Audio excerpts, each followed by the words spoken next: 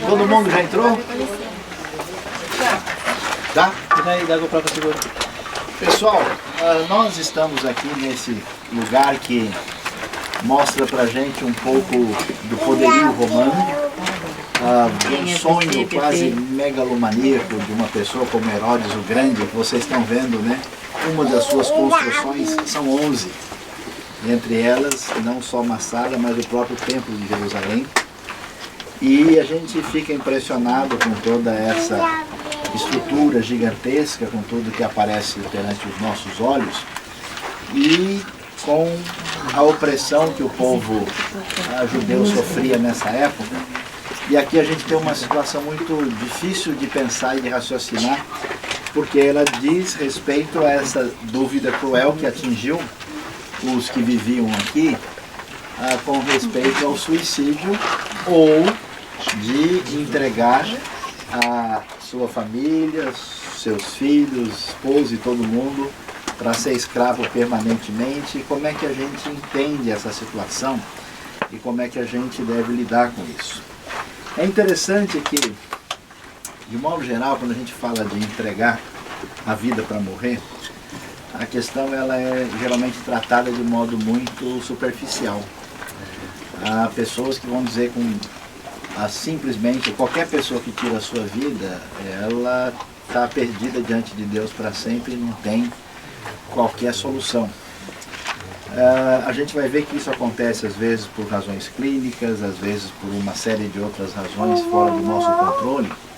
E a Bíblia de fato vai mostrar que a pessoa que perde a sua vida, tira a sua vida, melhor dizendo, por desesperança, como um desfecho da sua relação de ruptura com Deus, essa pessoa de fato, ela sela um destino de distanciamento com relação a Deus que marcou já a sua vida anteriormente.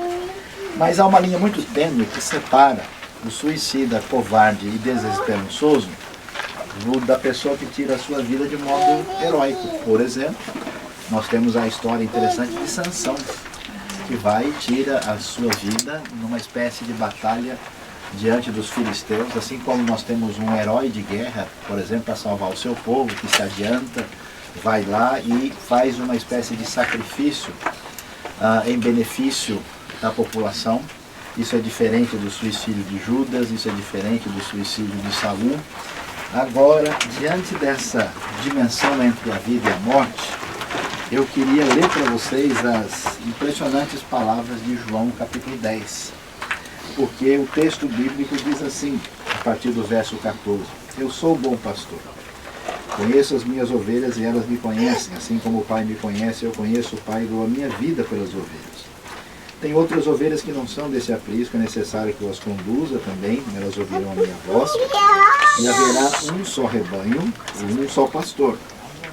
Por isso é que meu Pai me ama, porque eu dou a minha vida para retomá-la. Ninguém a tira de mim, mas eu a dou por minha espontânea vontade.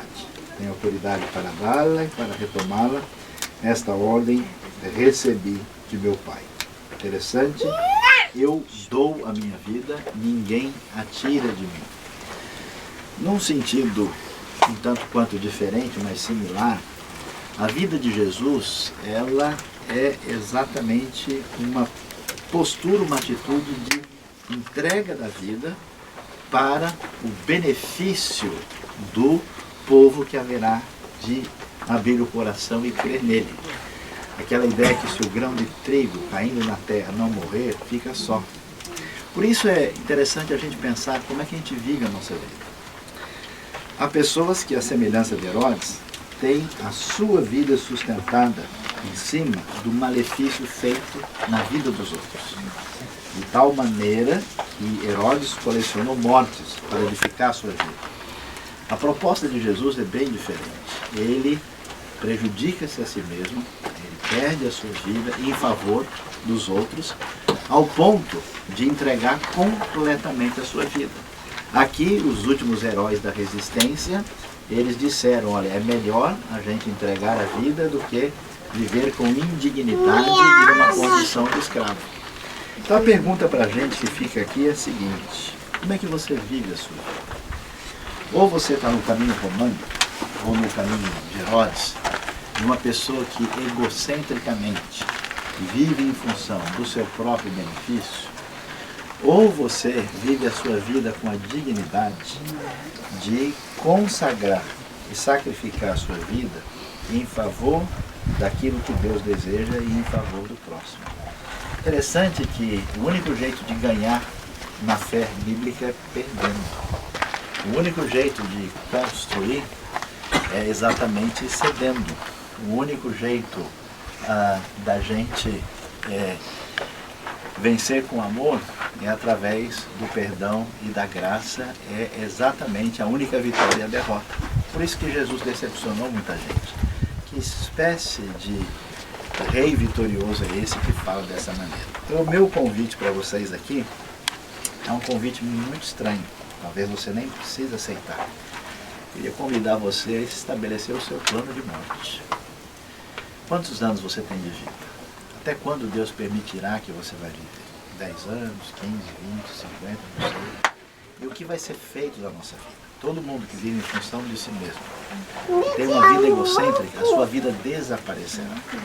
Mas aquele que, como uma semente, que é lançado na terra e que germina, e que vive a sua vida para a bênção dos outros, e que na entrega a Deus, nunca morrerá.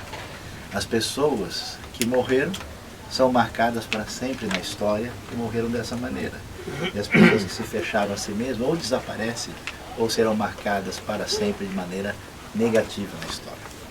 E pensando sobre isso, é impressionante como, depois de tanto sofrimento, perseguição, desgraça, os discípulos de Jesus permanecem e o povo de Israel permanece. É impressionante ver que o povo que não tinha nenhuma força, nenhum valor, nenhuma projeção política, internacional, militar. Cadê o Império Romano? Cadê o Egito? Cadê a Babilônia? Tudo isso que se construiu nessa força desapareceu. A fragilidade do povo de Israel foi sustentada pela graça de Deus através da história. Esse lugar é um lugar emblemático. Eu queria que, além da gente pensar na nossa vida, a gente orasse, né? A Bíblia diz, orem, né, pela paz de Jerusalém. Primeiro, agradecer a Deus por tantas bênçãos e coisas positivas que nós herdamos dos nossos pais / irmãos, o povo judeu, que nos atingiu, né? É muito estranho uma pessoa que se diz cristão ter uma espécie de hostilidade para com o povo judeu se o seu Salvador é judeu. Então a gente deve orar por Israel, orar pelo povo judeu, e não só pelo povo judeu, porque o Deus que se revela a Israel é o Deus que abençoa Agar. É o Deus que também é uma bênção para os povos árabes. É um Deus que deve abençoar o Brasil.